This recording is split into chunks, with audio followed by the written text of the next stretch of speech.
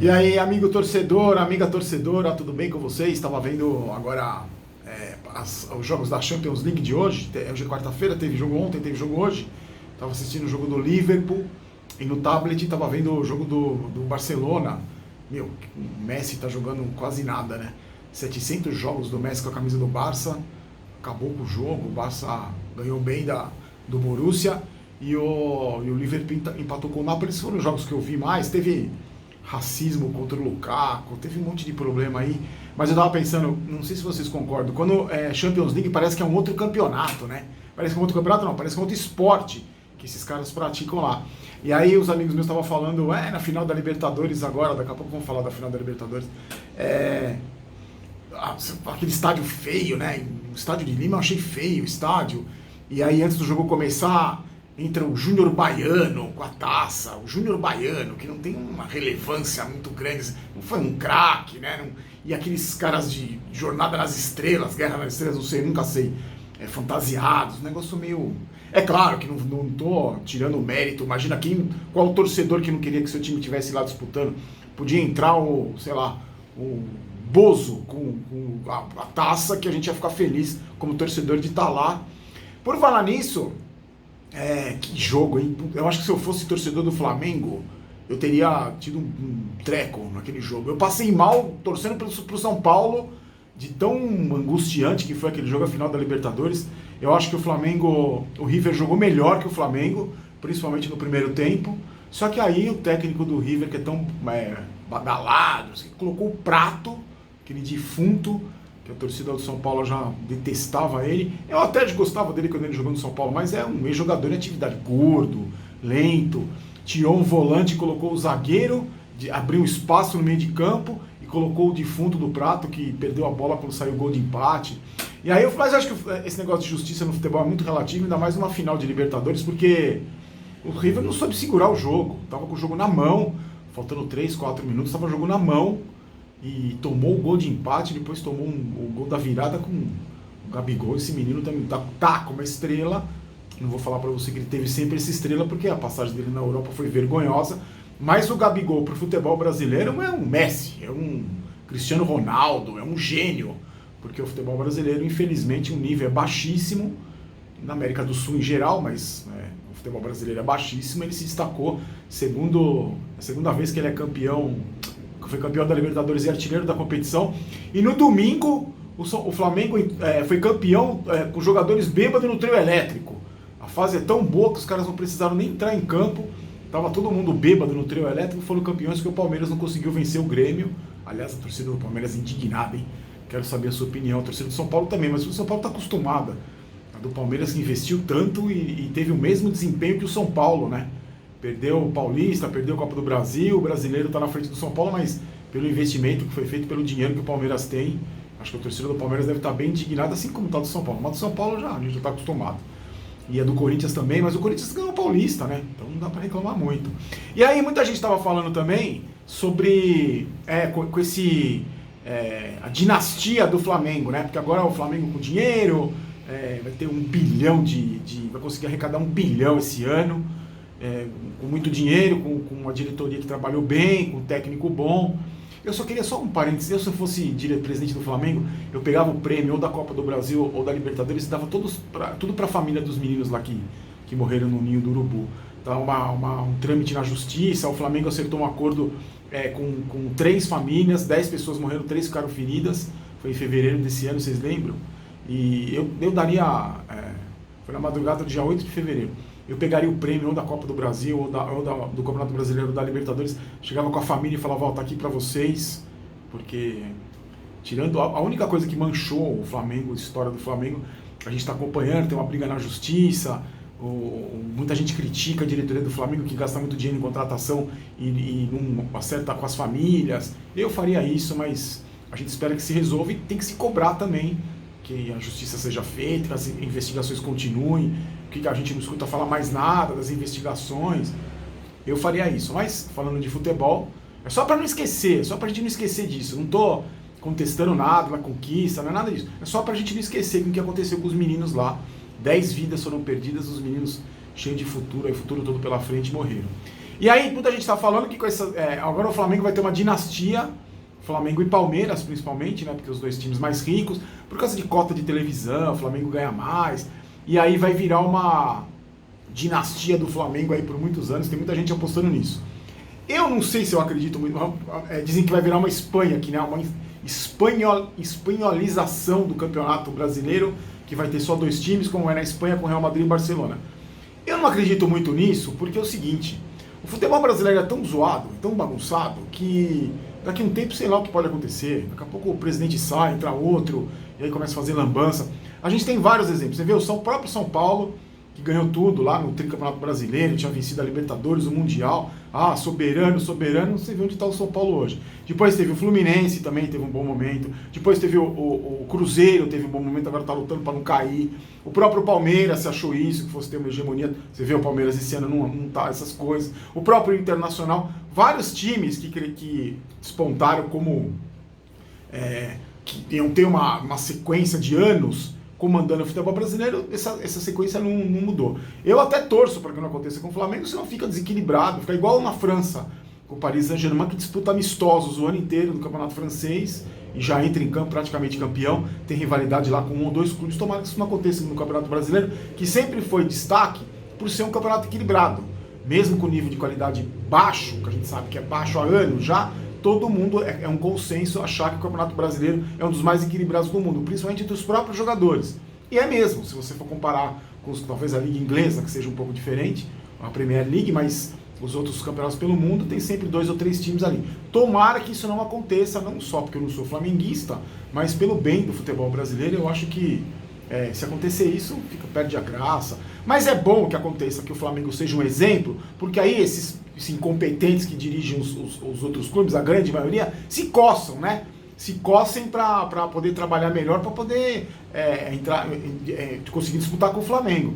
Existe essa história aí do clube empresa, que eu acho, muita gente me pergunta, eu acho que pode ser, é uma saída, eu acho que alguma coisa tem que ser feita, mas é um projeto que tem que ser muito discutido, porque a gente tem exemplos no próprio esporte norte-americano de grande sucesso, com o clube empresa, e de grandes fracassos também.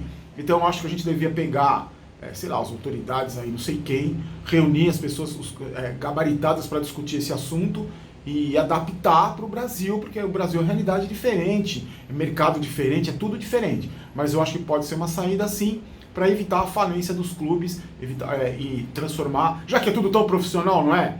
A história do futebol moderno aí, vamos pegar o lado bom do futebol moderno, que eu só vejo coisa ruim aí, que não pode bandeira em estádio, torcida única, um monte de pataquada, que o futebol moderno pelo menos se discuta esse assunto do clube empresa, porque eu acho que tem que ser discutido sim, é um caminho natural, sei lá, deve ser natural para não ter essa hegemonia. Não torço, não acredito e não quero, não gostaria que tivesse hegemonia nem do São Paulo que ele tivesse hegemonia, para ser bem sincero, é legal ter a disputa, eu nunca senti essa hegemonia do São Paulo, viu?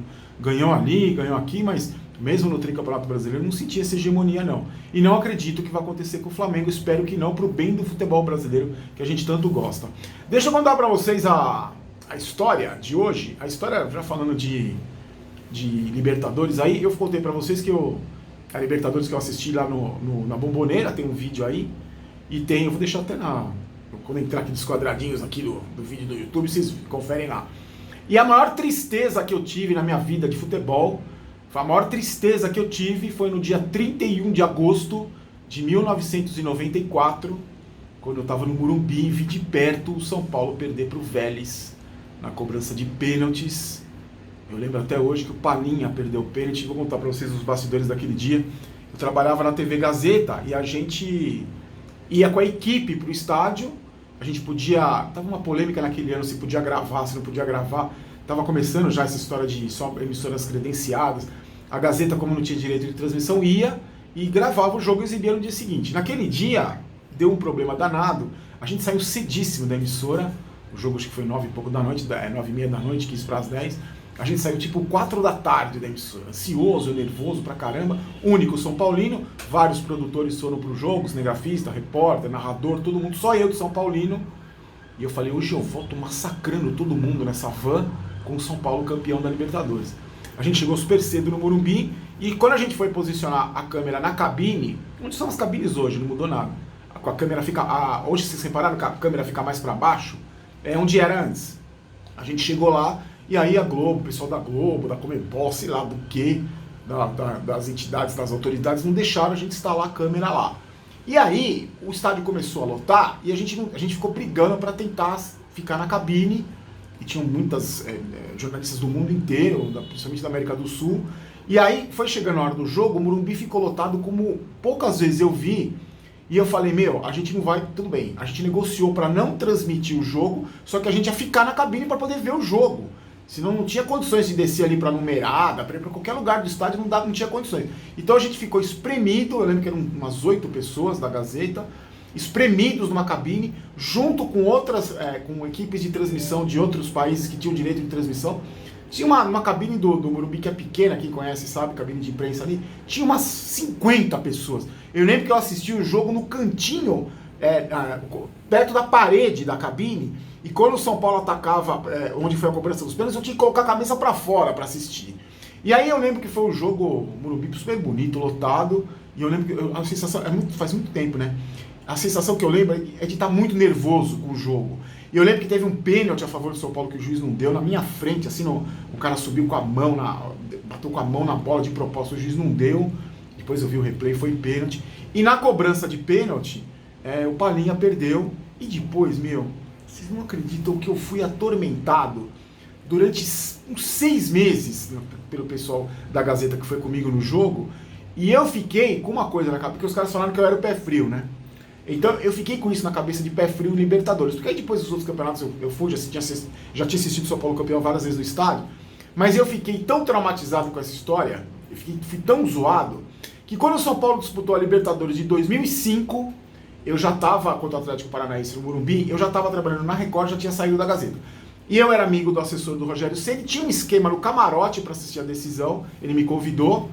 E eu lembro que no dia da decisão eu me troquei, coloquei a camiseta da sorte, a pulseirinha da sorte, a cueca da sorte. E eu lembro claramente, eu saindo de casa para ir para o Morumbi, a gente ia se encontrar numa estação de metrô, ele ia me pegar no metrô e depois a gente ia para o Morumbi. O assessor do Rogério ia me pegar no metrô, a gente ia para o Morumbi. Eu lembro que na porta de casa eu falei, me deu alguma coisa, sei lá. Eu falei, eu não vou, porque se eu for o São Paulo vai perder. Liguei para ele e falei, Zé, eu não vou. Eu tô sentindo que se eu for, o São Paulo vai perder. Lembra que foi 1-1 o primeiro jogo, né? Comprei cerveja, desliguei todos os celulares, desliguei telefone, desliguei tudo e assisti o jogo sozinho. São Paulo foi campeão. Eu sou traumatizado. Eu acho que se o São Paulo disputar a Libertadores, o final de Libertadores, pelo andar da carruagem, vai ser daqui uns 30 anos eu não estarei mais neste mundo. Mas eu acho que se o São Paulo disputar uma Libertadores, o segundo jogo em casa, eu não vou. Só se o primeiro tiver sido 8-0, 9-1, porque eu tenho a sensação que se eu for no estádio, o São Paulo não ganha Libertadores. Depois os títulos brasileiros que ganhou, eu estava no estádio, depois a questão de ser pé frio não me incomoda, porque eu não sou pé frio, já vi o São Paulo ser campeão várias vezes. Mas com o Libertadores eu fiquei tão traumatizado desse jogo contra o Vélez, que se o São Paulo disputar uma Libertadores no Morumbi, eu não irei, nem que chova canivete, nem por nada neste mundo eu assistiria um segundo jogo de Libertadores do São Paulo, a menos que tenha vencido o primeiro por uns 11-0. É isso aí, gente. Eu quero agradecer muito o pessoal da Primus Motos, o Léo e o Almir. Ganhei um capacete dele super bonito, eu vou mostrar pra vocês no próximo vídeo. Um capacete seguro. Ó, eles estão com uma... você sabia que a Primus Motos tem os preços de pneu mais baixos do Brasil? Eu vou deixar o link na descrição, você que está precisando de pneu para sua moto, além de equipamentos de segurança, além de tudo que você imagina para moto, você que curte, confere lá. Eu vou deixar até a foto do capacete no stories do Boteco do Barulho no Instagram. Eu vou deixar na descrição também, você acompanha lá, você segue lá. E lembrando que a Foot Fanatics, as camisas hoje, seleção do Japão e a do Tottenham, lembrando que a Foot Fanatics está fazendo a promoção de Black Friday, eu vou deixar o link na descrição. Promoções, tem cada promoção, eu vou ter que vender um fígado para que tanta camisa que eu quero comprar na Foot Fanatics. Vou deixar para vocês o link na descrição. Eu volto amanhã, quinta-feira, com o jogo do São Paulo e Vasco. E aí a gente volta na quarta-feira que vem. Dê umas sugestões aí de assuntos que você quer que o tiozinho fale. Na semana que vem eu vou contar para vocês a minha história. O único jogo que eu assisti de Copa do Mundo no estádio foi lá na Alemanha. Meio tempo, foi um drama, mas é uma história muito legal. Conto com você, tá bom? Fiquem com Deus, uma ótima semana. A gente se vê semana que vem. Lembrando sempre que futebol é diversão e tiração de sarro. O resto é bobagem, como dizia meu saudoso pai. Forte abraço, fiquem com Deus, tchau.